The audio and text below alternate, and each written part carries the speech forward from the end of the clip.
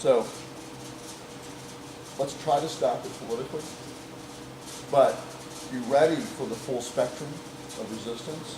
Be ready to nullify as towns, as counties.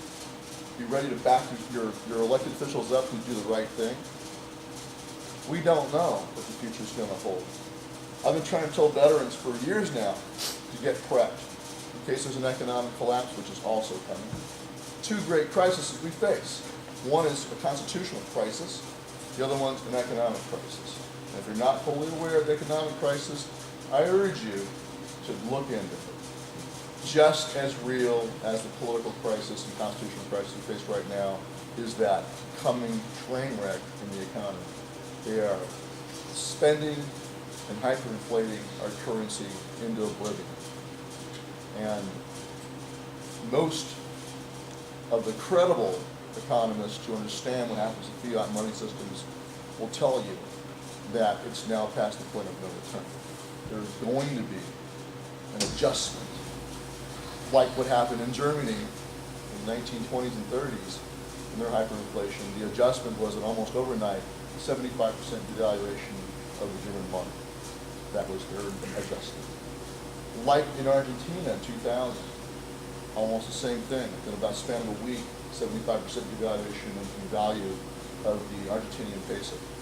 That was their adjustment, economic collapse. So that's what we're looking at. But whatever it is, whether it's economic or political or a constitutional crisis, you need to be squared away. You're supposed to be the militia. You're supposed to be the local security of a free state for your communities and your state and your nation.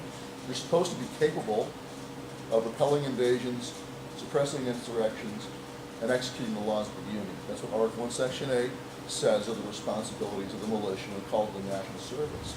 That is you. And just on one side point, it's related. That's the point of the Second Amendment, is to preserve that military capacity of the people to fulfill that military function. So it drives me nuts when I hear people talking about, well, you know, I believe in hunting. And of course I hunt, but I don't need more than 5 rounds to hunt. It's not about friggin' hunting. You guys know that. But it's also not just about self-defense against street crime. Bob Levy, the lawyer in the Heller case, has recently said that he doesn't see anything unconstitutional about an assault weapons ban or a ban on high-capacity magazines, just standard issue magazines. The AR-15 and the M16 were designed to use what magazine?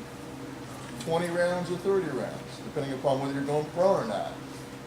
20 rounds is nice when you're going prone. Otherwise, what do you want in that sucker? 100 rounds. Yeah, friggin' CMAG. Where do you get? There's no such thing as too many rounds in a gunfight. Whether it's a civilian self-defense perspective, and Chris has got a wonderful video he did recently about the civilian self-defense utility of an AR-15. My wife loves her SIG 5.56. She thinks it's wonderful. That's what she wants in her hand, is some freak comes into our home when I'm traveling across the country. But what's really at the heart of the Second Amendment is not even self-defense against street criminals. It's self-defense against foreign invaders and domestic enemies of the Constitution. It's military. It's about a military capacity of the American people. That's what it's really about. You are supposed to have weapons of war. Are they weapons of war? Hell yeah, they're weapons of war. That's what they're for. Your granddad's M1 Garand was a weapon of war. Your great-granddad's P-17 or Enfield was a weapon of war. There's old 303 British Enfield. Those are all weapons of war. Bolt-action Springfields, weapons of war. You're supposed to have in your hands the same infantry weapons of the current military. How else are you supposed to suppress an insurrection or repel an invasion? How do you repel an invasion against a modern military force if you don't have the same weapons in your hands as their infantry does? It's supposed to be compatible to the current serving military. Whatever they have in their hands is what you should have in your hands.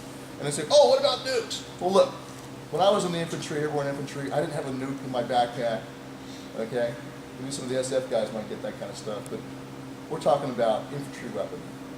you should be on a par with an infantry unit. Until 1968, any American could own a mortar, or recoilless rifle, or a 20-millimeter cannon, an anti-tank rifle like the Lati. You guys know that, right? Until 1968. The sky didn't fall. It wasn't mass murder and mayhem. Americans had grenades and mortars and anti-tank rifles, and everything was just fine. That's what you're supposed to have. So I disagree fundamentally with Bob Levy's constrained and constricted viewpoint, which is reflected in Heller, which laid the seed and the ground for what we see now.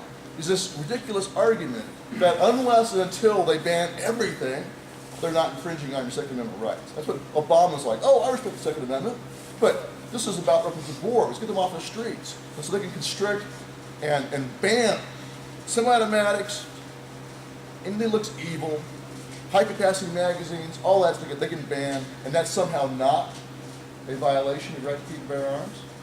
So long as they leave you a single-shot 22 and a single-shot shotgun, you're okay. Then you want to, like Australia. Now they want the bolt action in Australia. The long-term goal, or the short-term goal, if they can do it fast enough, is to disarm you completely. But don't give in. Don't sacrifice your semi-automatic military pattern rifles, which are exactly what you're supposed to have in your hands. Defend that line now. Be resolute about it. That's why I say, yeah, it's a military weapon. It's a semi-automatic version, but still, my FAL is still a whole lot better for fighting than my bolt-action rifle. Yeah, that's what it's about. Don't be ashamed of that. Defend it. Defend your military capacity.